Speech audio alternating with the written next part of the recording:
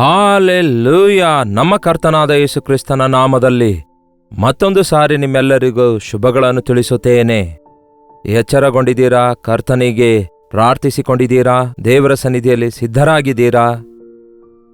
ನಿಮ್ಮೆಲ್ಲರನ್ನು ಎದ್ದೇಳಿಸಲು ದೇವರು ಕೊಟ್ಟ ಅವಕಾಶಕ್ಕಾಗಿ ಆತನನ್ನೇ ಸ್ತುತಿಸ್ತೇನೆ. ಬನ್ನಿರಿ, ಮತ್ತೊಂದು ಸಾರಿ ದೇವರ ವಾಕ್ಯವನ್ನು ಧ್ಯಾನಿಸೋಣ. ಪರಿಶುದ್ಧ ದೇವರೇ, ನಿಮಗೆ ವಂದನೆಗಳು. ಪ್ರಾರ್ಥನಾತ್ಮ ನಮಗೆ ದಯಪಾಲಿಸಿರಿ. ಎಡೆಬಿಡದೆ ಪ್ರಾರ್ಥಿಸುವುದನ್ನು ಕಲಿಸಿಕೊಡಿರಿ. ನಂಬಿಕೆಯಿಂದ ಪ್ರಾರ್ಥಿಸಲು, ಎಚ್ಚರವಾಗಿದ್ದು ಪ್ರಾರ್ಥಿಸಲು ನಮ್ಮೆಲ್ಲರಿಗೂ ಸಹಾಯ ಮಾಡಿರಿ ಎಂದು ಕ್ರಿಸ್ತನ ನಾಮದಲ್ಲಿ ಬೇಡುತ್ತೇವೆ ತಂದೆಯೇ, ಆಮೇನ್.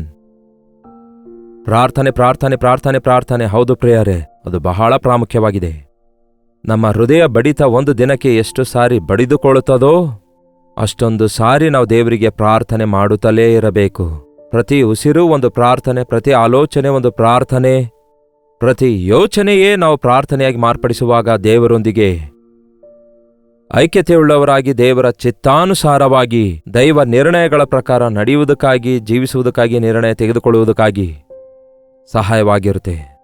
ಪ್ರಾರ್ಥಿಸಿರಿ, ಪ್ರಾರ್ಥಿಸಿರಿ, ಪ್ರಾರ್ಥಿಸಿರಿ. ಅದೊಂದು ಡ್ಯೂಟಿ ಎಂದು ಭಾವಿಸಬೇಡಿ. ಆನಂದಕರವಾಗಿ ದೇವರ ಸನ್ನಿಧಿಯಲ್ಲಿ ದೇವರೊಂದಿಗೆ ಸಂಭಾಷಿಸುವುದು ಒಂದು ಆಶೀರ್ವಾದಕರವಾಗಿದೆ ಎಂದು ಭಾವಿಸಿಕೊಳ್ಳಿರಿ. ಅಂದರೆ ನಮ್ಮ ಶರೀರ ಈ ಲೋಕದಲ್ಲಿದ್ದರೂ ಕೂಡ ನಮ್ಮ ಆತ್ಮ ದೇವರೊಂದಿಗೆ ಐಕ್ಯವಾಗಿಟ್ಕೊಳ್ಳುವುದನ್ನು ನಾವು ಕಲಿಯುವಾಗ ನಾವು ಆಧ್ಯಾತ್ಮಿಕವಾಗಿ ಜೀವಿಸುವವರಾಗಿರ್ತೇವೆ. ಶರೀರ ಕಾರ್ಯಗಳನ್ನೆಲ್ಲ ಜಯಿಸುವವರಾಗಿರ್ತೇವೆ. ನಾವು ಪ್ರಾರ್ಥನೆ ಮಾಡುತ್ತಾ ಇರುವಾಗ ನಮ್ಮ ಪ್ರಾರ್ಥನೆಗಳಿಗೆ ಒಂದು ಗಾದೆ ಮಾತಿದೆ, ಬಂಡೆ ಮೇಲೆ ನೀರು ಹೊಯ್ದಂತೆ ಎಂಬ ಗಾದೆ ಇದೆ. ಬಂಡೆ ಮೇಲೆ ನೀರು ಹೊಯ್ದ್ರೆ ಅದು ಯಾವ ಕಡೆ ಹೋಗುತ್ತೋ ಗೊತ್ತೇ ಆಗಲ್ಲ. ಹಾಗೆಯೇ ಕೆಲವರು ಪ್ರಾರ್ಥನೆ ಏನಾದರೂ ಶುರು ಮಾಡಿದ್ರೆ ಏನೇನೋ ಪ್ರಾರ್ಥನೆ ಮಾಡ್ತಾರೆ, ಎಲ್ಲೆಲ್ಲೋ ಹೋಗ್ತಾರೆ. ಒಂದು ಗುರಿ ಇರಲಾರ್ದಂತೆ ಏನೋ ಒಂಥರ ಸುಮ್ನೆ ಪದಗಳನ್ನು ಬಳಸಿ, ಅದೇ ಪದಗಳನ್ನು ಬಳಸುತ್ತಾ ತಂದೆ ದೇವರೇ ಅನ್ನುತ್ತಾ ಕೆಲವರು ಆ ಪ್ರಾರ್ಥನೆಯಲ್ಲಿಯೇ ಒಂಥರ ಮತ್ತರಾಗಿ ನಿಲ್ಲಿಸಿಬಿಡ್ತಾರೆ. ಸ್ವಲ್ಪ ಹೊತ್ತು ನಿದ್ದೆ ಮಾಡ್ತಾರೆ. ಹಾಲೆಲೂಯ ಅಂದಾಗ ಎದ್ದೇಳ್ತಾರೆ. ಹೌದಲ್ಲವೇ? ಈ ದಿನ ನಾನು 1 ಗಂಟೆ ಪ್ರಾರ್ಥನೆ ಮಾಡಿದ್ದೇನೆ ಅಂತಾರೆ. ಅದರಲ್ಲಿ ಕನಿಷ್ಠ ಒಂದು 5 ನಿಮಿಷ ಕೂಡ ಎಚ್ಚರವಾಗಿದ್ದು ಪ್ರಾರ್ಥಿಸಲ್ಲ. ಅದಕ್ಕಾಗಿಯೇ ದೇವರ ವಾಕ್ಯ ಹೇಳ್ತದೆ, ಎಚ್ಚರವಾಗಿದ್ದು ಪ್ರಾರ್ಥಿಸಿರಿ. Watch and pray. ಪ್ರಾರ್ಥಿಸುತ್ತಾ ಎಚ್ಚರವಾಗಿರಿ. ವಾಚ್ ಅಂದ್ರೆ ಇನ್ನೊಂದು ಅರ್ಥ, ಗಮನಿಸಿರಿ ಸುತ್ತಲೂ ಏನಾಗ್ತಾ ಇದೆ ಎಂದು. ಪರಿಸ್ಥಿತಿಗಳನ್ನು ಗಮನಿಸುತ್ತಾ ಅದಕ್ಕೆ ತಕ್ಕಂತಹ ರೀತಿಯಲ್ಲಿ ನೀವು ಪ್ರಾರ್ಥಿಸಿರಿ. ಯೇಸು ಕ್ರಿಸ್ತನು ಗೆತ್ಸೆಮನೆ ತೋಟಕ್ಕೆ ಪ್ರಾರ್ಥಿಸಲು ಹೋಗುವಾಗ 3 ಮಂದಿ ಶಿಷ್ಯರನ್ನು ಕರೆದೊಯ್ತಾರೆ. ಯೇಸು ಆ ರಾತ್ರಿಯಿಡೀ ಪ್ರಾರ್ಥನೆಯಲ್ಲಿ ಕಾಲ ಕಳೆದು ಶಿಲುಬೆಗೋಸ್ಕರ ತನ್ನನ್ನು ತಾನು ಸಿದ್ಧಪಡಿಸಿಕೊಳ್ಳಲು ಹೋದಾಗ ಈ 3 ಮಂದಿ ಶಿಷ್ಯರನ್ನು ಪ್ರಾರ್ಥನೆ ಮಾಡಲು ತನ್ನ ಜೊತೆ ಕರೆದೊಯ್ದಾಗ ಕಲ್ಲುಸಿಗೆಯಷ್ಟು ದೂರ ಹೋಗಿ ಆತನು ಒಬ್ಬಂಟಿಗನಾಗಿ ಪ್ರಾರ್ಥಿಸುವಾಗ ಆತನು ಸೀಮೋನ ಪೇತ್ರನು ಮತ್ತು ಅವನ ಸಂಗಡ ಇದ್ದ ಪೇತ್ರ ಯೋಹಾನರಿಗೆ ಹೇಳಿರುವ ಮಾತು ಮಾರ್ಕನ ಸುವಾರ್ತೆ 14ನೇ ಅಧ್ಯಾಯ 37ನೇ ವಚನದಿಂದ ಓದುತ್ತೇನೆ ಕೇಳಿ. ಯೇಸು ಅವರಿಗೆ 1 ಸಾರಿ ಹೇಳ್ತಾರೆ, 2 ಸಾರಿ ಹೇಳ್ತಾರೆ, ಈಗ 3ನೇ ಸಾರಿ ಹೇಳ್ತಿದ್ದಾರೆ. ಆಮೇಲೆ ಆತನು ಬಂದು ಅವರು ನಿದ್ದೆ ಮಾಡುವುದನ್ನು ಕಂಡು ಪೇತ್ರನಿಗೆ, ಸೀಮೋನನೇ, ನಿದ್ದೆ ಮಾಡುತ್ತೀಯಾ? 1 ಗಳಿಗೆಯಾದರೂ ಎಚ್ಚರವಾಗಿರಲಾರೆಯಾ? ಶೋಧನೆಗೆ ಒಳಗಾಗದಂತೆ ಎಚ್ಚರವಾಗಿದ್ದು ಪ್ರಾರ್ಥನೆ ಮಾಡಿರಿ. ಮನಸ್ಸು ಸಿದ್ಧವಾಗಿದೆ ಸರಿ, ಆದರೆ ದೇಹಕ್ಕೆ ಬಲ ಸಾಲದು ಎಂದು ಹೇಳಿದನು. ಆಮೇಲೆ ತಿರುಗಿ ಹೋಗಿ ಅದೇ ಮಾತನ್ನು ಹೇಳುತ್ತಾ ಪ್ರಾರ್ಥಿಸಿದನು. ಯೇಸು ಪ್ರಾರ್ಥಿಸುತ್ತಾ ಇದ್ದಾರೆ. ಮಧ್ಯದಲ್ಲಿ ಬಂದು ಶಿಷ್ಯರನ್ನು ಕೂಡ ಎಬ್ಬಿಸುತ್ತಿದ್ದಾರೆ. ಪ್ರಾರ್ಥಿಸಿರಿ, ಶೋಧನೆಗೆ ಒಳಗಾಗದಂತೆ ನೀವು ಪ್ರಾರ್ಥಿಸಿರಿ ಎಂದು ಯೇಸು ಹೇಳಿದರೆ ಏನಂದ್ರು? ಶೋಧನೆಯೊಳಗೆ ಒಳಗಾಗದಂತೆ ಪ್ರಾರ್ಥಿಸಬೇಕು. ಪ್ರಾರ್ಥನೆಯಲ್ಲಿ ಎಚ್ಚರವಾಗಿರುವವರು ಶೋಧನೆಗಳನ್ನು ಜಯಿಸ್ತಾರೆ. ಪ್ರಾರ್ಥನೆಯಲ್ಲಿ ಮತ್ತರಾದಂಥವರು, ನಿರ್ಲಕ್ಷ್ಯರಾಗಿರುವವರು ಶೋಧನೆಯೊಳಗೆ ಒಳಗಾಗ್ತಾರೆ. ಈಗ ಸೈತಾನನು ನಿನ್ನನ್ನು ಶೋಧಿಸಲಿಕ್ಕಿದ್ದಾನೆ, ಸೀಮೋನನೇ, ನಿಮ್ಮನ್ನು ಗೋಧಿಯಂತೆ ಒರೆಸಲಿಕ್ಕಿದ್ದಾನೆ. ಎಚ್ಚರವಾಗಿರು, ಜಾಗರೂಕನಾಗಿರು, ನಾನು ನಿನಗಾಗಿ ಪ್ರಾರ್ಥಿಸಿದ್ದೇನೆ.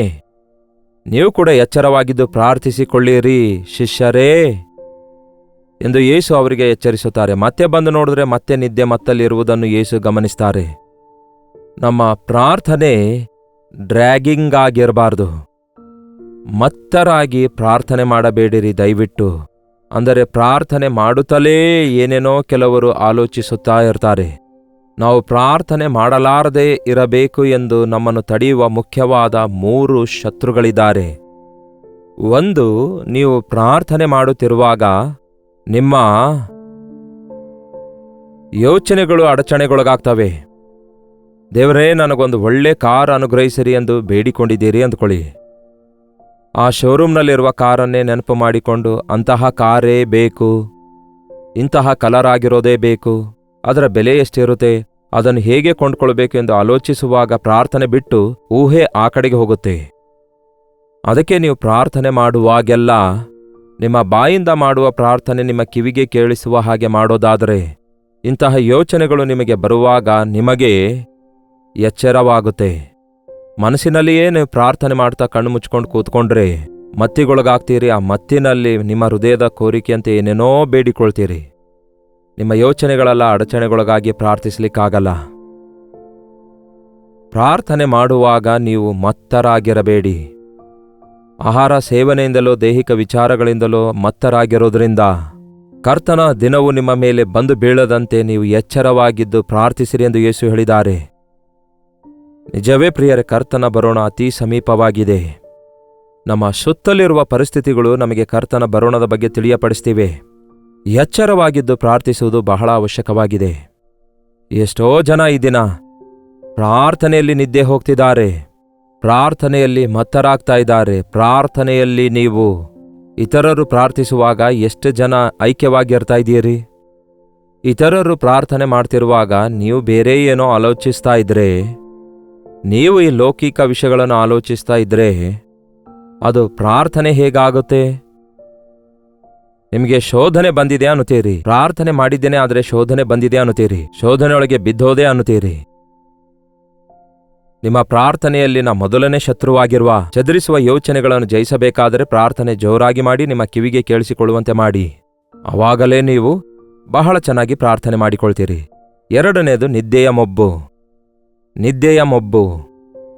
ನಾವು ಆಯಾಸಗೊಂಡಿರೋದ್ರಿಂದ ಸಾಯಂಕಾಲ ಪ್ರಾರ್ಥಿಸ್ತೇವೆ ಅನ್ನುತ್ತೇವೆ, ರಾತ್ರಿ ಪ್ರಾರ್ಥಿಸ್ತೇವೆ ಅನ್ನುತ್ತೇವೆ. ಆಗ ಶರೀರ ಸಿದ್ಧವಾಗಿರಲ್ಲ. ಶರೀರ ಆಯಾಸಗೊಂಡ್ರೆ ಆತ್ಮ ಬಲಪಡಿಸಿಕೊಳ್ಳಲಿಕ್ಕಾಗಲ್ಲ. ಆತ್ಮ ಸಿದ್ಧವಾಗಿರುತ್ತೆ ಆದರೆ ಶರೀರ ಸಿದ್ಧವಾಗಿರಲ್ಲ. ಪ್ರಾರ್ಥಿಸುವ ಆಸೆ ಇರುತ್ತೆ ಆದರೆ ಶರೀರ ಸಹಕರಿಸುವುದಿಲ್ಲ. ಅದಕ್ಕೆ ಕುರ್ಚಿಯಲ್ಲಿ ಕೂತ್ಕೊಳ್ಳೋದಾದ್ರೆ, ಕಂಫರ್ಟೇಬಲ್ ಆಗಿ ಕೂತ್ಕೊಳ್ಳೋದಾದ್ರೆ ಪ್ರಾರ್ಥನೆ ಬರೋದಿಲ್ಲ. 2 ಕೈಗಳನ್ನು ಚೆನ್ನಾಗಿ ಮುಖದ ಮೇಲೆ ಈ ಥರ ಕೆನ್ನೆಯ ಮೇಲೆ ಇಟ್ಕೊಂಡು ನಿದ್ದೆ ಮಾಡ್ತಾರೆ. ಅದು ಒಳ್ಳೆಯದಲ್ಲ. ನಿದ್ದೆಯ ಮೊಬ್ಬು ಜಯಿಸಬೇಕಾದರೆ ನೀರಿನಿಂದ ಮುಖ ತೊಳೆದುಕೊಳ್ಳಿರಿ, ಇಲ್ಲವೇ ಎದ್ದು ನಿಂತುಕೊಂಡು ಪ್ರಾರ್ಥನೆ ಮಾಡಿ, ನಡೆಯುತ್ತಾ ಪ್ರಾರ್ಥನೆ ಮಾಡಿರಿ. ಮತ್ತೊಂದು ಆಟಂಕ ಯಾವುದೆಂದರೆ, ನಾವು ಪ್ರಾರ್ಥನೆ ಮಾಡಬೇಕು ಅಂದುಕೊಂಡಾಗಲೇ ಅಡಚಣೆಗಳು ಬರ್ತವೆ. ಫೋನ್ ಬರೋದಾಗಲಿ, ಸೆಲ್ಫೋನ್ ಹತ್ತಿರ ಇಟ್ಕೊಂಡು ಯಾವತ್ತೂ ದಯವಿಟ್ಟು ಪ್ರಾರ್ಥಿಸಬೇಡಿ. ಸೆಲ್ಫೋನ್ ಆಫ್ ಮಾಡಿ, ಬಂದ್ ಮಾಡಿ, ಬೇರೆ ಎಲ್ಲಾದರೂ ಇಟ್ಟು ಬಂದು ಪ್ರಾರ್ಥನೆಯಲ್ಲಿ ಕೂತ್ಕೊಳ್ರಿ. ಆ 10 ನಿಮಿಷವಾಗಲಿ, ಆ 1 ಅವರ್ ಆಗಲಿ ದೇವರೊಂದಿಗೆ ಸಮಯ ಕಳೆಯಿರಿ. ಅದರಲ್ಲೂ ನೀವು ತಂದೆಯಾಗಿರೋದಾದ್ರೆ, ತಾಯಿಯಾಗಿರೋದಾದ್ರೆ ಮನೆಯಲ್ಲಿನ ಜವಾಬ್ದಾರಿಕೆಯನ್ನು ನಿರ್ವಹಿಸಲಾರದೆ ಪ್ರಾರ್ಥನೆಯಲ್ಲಿ ಕೂತ್ಕೊಂಡ್ರೆ, ಅಮ್ಮ ನನಗೆ ಅದು ಬೇಕು ಇದು ಬೇಕು ಎಂಬುದಾಗಿ ಬಂದು ಯಾರಾದರೂ ಒಬ್ಬರು ನಿಮಗೆ ಡಿಸ್ಟರ್ಬ್ ಮಾಡ್ತಾರೆ. ಯಾರು ನಿಮಗೆ ಡಿಸ್ಟರ್ಬ್ ಮಾಡಲಾರದಂತಹ ರೀತಿಯಲ್ಲಿ ಸಿದ್ಧರಾಗಿರಿ. ಅಂತಹ ಸಮಯ ಆರಿಸಿಕೊಳ್ಳಿರಿ. ಹಗಲೆಲ್ಲ ನಿಮಗೆ ಕೆಲಸ ಇರ್ಬೋದು, ರಾತ್ರಿ ವೇಳೆಯಲ್ಲಿ ಪ್ರಾರ್ಥಿಸಿರಿ. ರಾತ್ರಿ ನಿಮಗೆ ತಾಳ್ಮೆ ಇಲ್ಲದೆ ಇರಬಹುದು. ಬೆಳಗಿನ ಜಾವ ಇನ್ನೂ ಮೊಬ್ಬಾಗಿರುವಾಗಲೇ ಎದ್ದೇಳ್ರಿ. ಆ ಸಮಯದಲ್ಲಿ ನೀವು ಪ್ರಾರ್ಥಿಸುವುದಾದರೆ ನಿಮ್ಮ ಪ್ರಾರ್ಥನೆ ಸಾರವತ್ತವಾಗಿರುತ್ತೆ, ಆಕ್ಟಿವ್ ಆಗಿರುತ್ತೆ.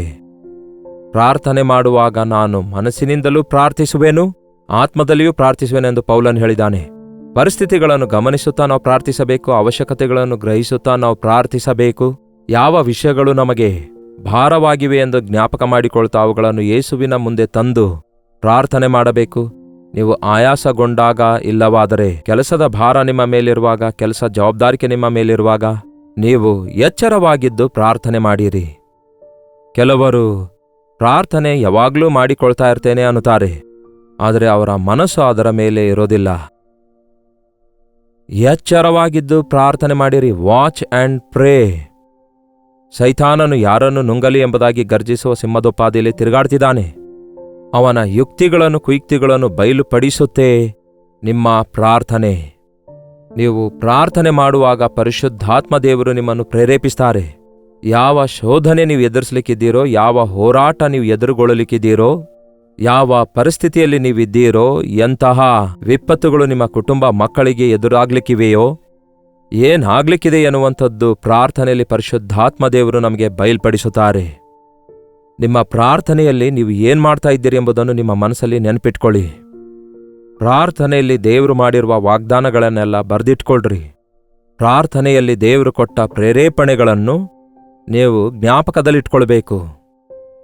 ಪ್ರಾರ್ಥನೆಯ ಮೂಲಕ ನಿಮ್ಮ ಆಲೋಚನೆಗಳೆಲ್ಲ ಪರಿವರ್ತನೆಯಾಗಿ ದೇವರ ಆಲೋಚನೆಗಳಾಗಿ ಮಾರ್ಪಡ್ತವೆ. ನೀವು ಎಚ್ಚರವಾಗಿದ್ದು ಪ್ರಾರ್ಥಿಸುವಾಗ ನಿಮ್ಮ ಆಲೋಚನೆಗಳೆಲ್ಲ ದೇವರ ಆಲೋಚನೆಗಳಾಗಿ ಮಾರ್ಪಡುತ್ತಾ ಇರೋದ್ರಿಂದ, ಆತನ ಪ್ರಣಾಳಿಕೆ ನೀವು ಅರ್ಥಕೊಳ್ಳೋದರಿಂದ, ಪ್ರಾರ್ಥನೆಯಲ್ಲಿ ದೇವರು ನಿಮಗೆ ಕೊಟ್ಟ ಆಲೋಚನೆಗಳನ್ನು ಬರೆದಿಟ್ಕೊಂಡು ನೆನ್ಪಿಟ್ಕೊಳ್ಳಿ. ನಾನಂತೂ ಹಾಗೆ ಪ್ರತಿದಿನ ಬರೆದು ನೆನ್ಪಿಟ್ಕೊಳ್ತೇನೆ ಮತ್ತು ಅವುಗಳ ನೆರವೇರುವಿಕೆಗೋಸ್ಕರ ಪ್ರಾರ್ಥಿಸುವುದನ್ನು ಅಭ್ಯಾಸ ಮಾಡಿಕೊಳ್ತಿದ್ದೇನೆ. ಪ್ರಾರ್ಥನೆ ಅನ್ನುವುದು ಏನೋ ಒಂದನ್ನು ಹೇಳಿ ಬಿಟ್ಟುಬಿಡೋದಲ್ಲ. ಪ್ರಾರ್ಥನೆ ಅನ್ನುವುದು ಪರಿಸ್ಥಿತಿಗಳನ್ನು ಮಾರ್ಪಡಿಸುತ್ತೆ, ಹೃದಯಗಳನ್ನು ಮಾರ್ಪಡಿಸುತ್ತೆ, ದೇವರ ಸಮೀಪಕ್ಕೆ ನಮ್ಮನ್ನು ಸೆಳೆದುಕೊಂಡು ಹೋಗುತ್ತದೆ ಹಾಗೂ ದೈವ ನಿರ್ಣಯಗಳನ್ನು ನಾವು ಗ್ರಹಿಸಿಕೊಳ್ಳುವಂತೆ ಮಾಡುತ್ತೆ. ಮತ್ತೊಂದು ವಚನ ನೋಡೋಣ ಬನ್ನಿ. ಲೂಕ 21ನೇ ಅಧ್ಯಾಯ 34ನೇ ವಚನ. ನಿಮ್ಮ ವಿಷಯದಲ್ಲಿ ಜಾಗರೂಕರಾಗಿರಿ. ಅತಿಭೋಜನದ ಮಡಿಲಿನಿಂದಲೂ ಅಮಲಿನಿಂದಲೂ ಪ್ರಪಂಚದ ಚಿಂತೆಗಳಿಂದಲೂ ನಿಮ್ಮ ಹೃದಯಗಳು ಭಾರವಾಗಿರಲಾಗಿ ಆ ದಿವಸವು ನಿಮ್ಮ ಮೇಲೆ ಉರುಳಿನಂತೆ ಫಕ್ಕನೆ ಬಂದಿತು. ಆ ದಿವಸವು ಭೂನಿವಾಸಿಗಳೆಲ್ಲರ ಮೇಲೆ ಏನಂತೆ? ಆ ದಿವಸವು ಭೂನಿವಾಸಿಗಳೆಲ್ಲರ ಮೇಲೆ ಬರುವುದು. ಆದರೆ ಬರುವುದಕ್ಕಿರುವ ಇವೆಲ್ಲವುಗಳೊಳಗಿಂದ ತಪ್ಪಿಸಿಕೊಳ್ಳುವುದಕ್ಕೂ ಮನುಷ್ಯಕುಮಾರನ ಮುಂದೆ ನಿಂತುಕೊಳ್ಳುವುದಕ್ಕೂ ನೀವು ಪೂರ್ಣ ಶಕ್ತರಾಗುವಂತೆ ಎಲ್ಲಾ ಕಾಲದಲ್ಲಿಯೂ ದೇವರಿಗೆ ವಿಜ್ಞಾಪನೆ ಮಾಡಿಕೊಳ್ಳುತ್ತಾ ಎಚ್ಚರವಾಗಿರಿ ಅಂದನು. ಈ ಅಂತ್ಯಕಾಲದಲ್ಲಿ ಯಾವಾಗ ಯೇಸು ಬರ್ತಾರೆ, ಉದಯದಲ್ಲಿಯೋ ಮಧ್ಯಾಹ್ನವೋ ಸಾಯಂಕಾಲವೋ ಮಧ್ಯರಾತ್ರಿಯೋ ಗೊತ್ತಿಲ್ಲ. ಆದದ್ದರಿಂದ ಯಾವ ದಿನ ಯಾವ ಗಳಿಗೆಯಲ್ಲಿ ಬರ್ತಾರೆಂದು ಯಾರಿಗೂ ಗೊತ್ತಿಲ್ಲದ್ದರಿಂದ ಆತನ ಬರುಣದ ಸೂಚನೆ ಎಲ್ಲ ನೆರವೇರ್ತಿವೆ ಎಂದು ನಾವು ಅರಿತಿರುವುದರಿಂದ ಉರುಳಿನಂತೆ ಆತನ ಬರುಣ ಅಕಸ್ಮಾತ್ತಾಗಿ ಲೋಕದ ಮೇಲೆ ಬರುವಂಥದ್ದಾಗಿದೆ.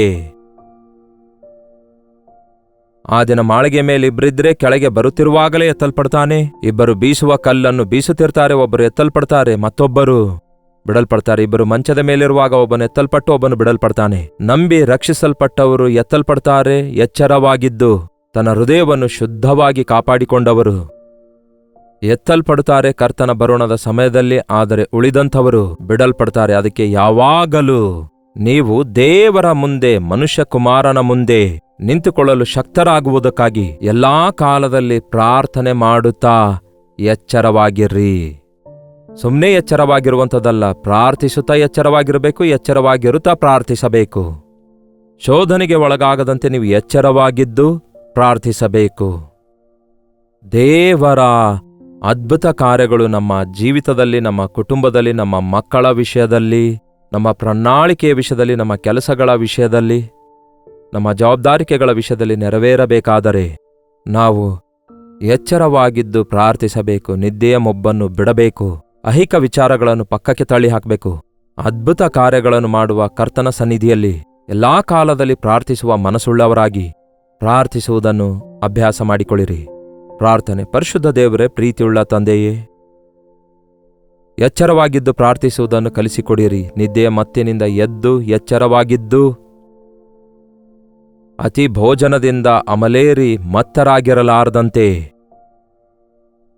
ಎಚ್ಚರವಾಗಿದ್ದು ಸೈತಾನನ ತಂತ್ರಗಳನ್ನು ಎದುರಿಸುವುದಕ್ಕಾಗಿ, ಅವನ ಬಂಧನದಿಂದ ಮನುಷ್ಯರನ್ನು ಬಿಡಿಸುವುದಕ್ಕಾಗಿ, ನಾಶನಕರವಾದ ಗುಂಡಿಯೊಳಗೆ ಬೀಳದಂತೆ ನಿತ್ಯವಾದ ಪರಲೋಕ ರಾಜ್ಯದ ವಾರಸುದಾರರಾಗಿ ನಾವು ಅಂಗೀಕರಿಸಲ್ಪಡುವಂತೆ, ಪ್ರತಿ ಶೋಧನೆಗಳನ್ನು ಜಯಿಸಿ ಜಯಶಾಲಿಗಳಾಗುವಂತೆ ನಾವೆಲ್ಲರೂ ಎಚ್ಚರವಾಗಿದ್ದು ಪ್ರಾರ್ಥಿಸುವಂತಹ ಪ್ರಾರ್ಥನಾತ್ಮ ಸುರಿಯ ಮಾಡಿರೆಂದು ಕ್ರಿಸ್ತನ ನಾಮದಲ್ಲಿ ಬೇಡುತ್ತೇವೆ ತಂದೆಯೇ, ಆಮೇನ್.